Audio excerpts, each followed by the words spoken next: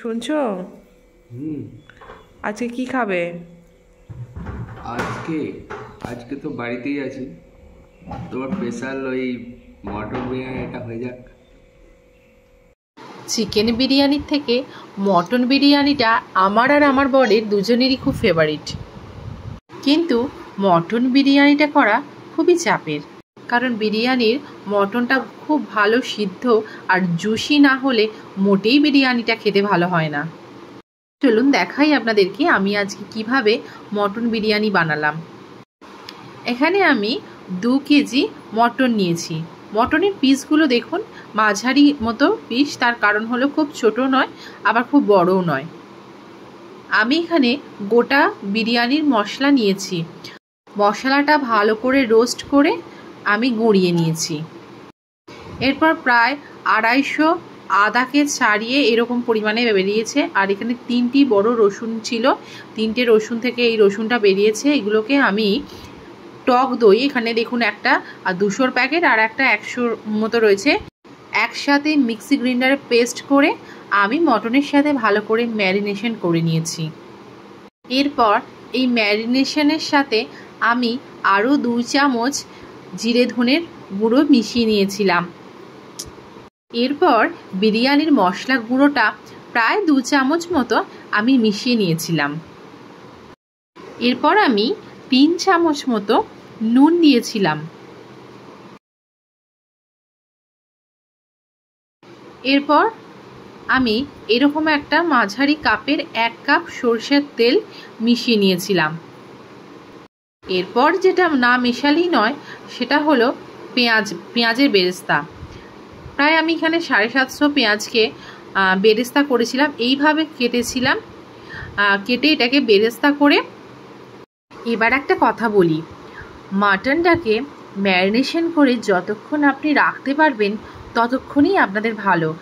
আমি প্রায় ফ্রিজের মধ্যে ঘন্টা 3 এই সমস্ত মশলা মাখিয়ে মটনটিকে ম্যারিনেশনের জন্য রেখে দিয়েছিলাম।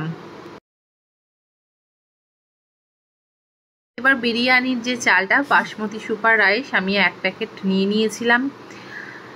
এই বাসমতি সুপার রাইসটা বানালে খুব ভালো ঝরঝরে ভাত হয়।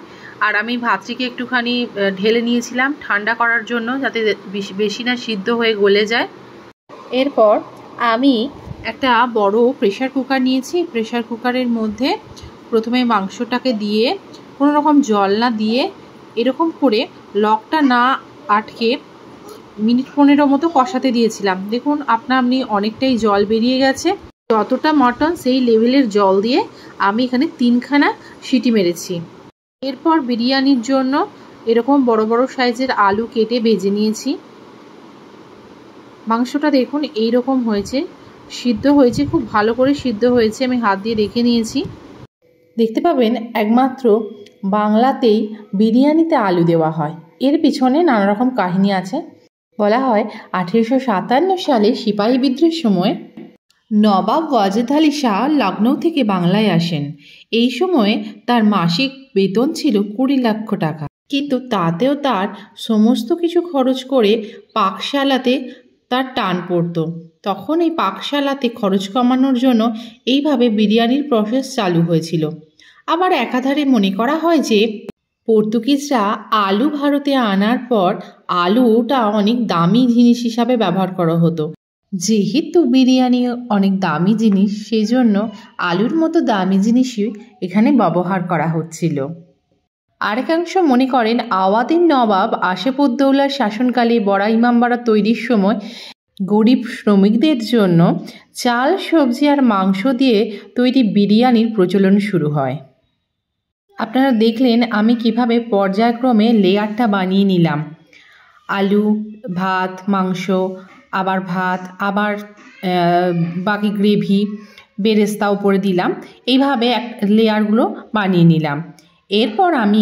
এরপর আমি একটা মাঝারি বাটিতে দুধ নিয়ে তাতে 2 চামচ কেওড়ার জল, 2 চামচ গোলাপ জল, 2 ফোঁটা আতর আর ফুড কালার কিছু আর 1 চিমটি কেশর দিয়ে ভিজিয়ে রেখেছিলাম। এরপর সব শেষে ওপর থেকে আমি ওই দুধটা ঢেলে দিলাম।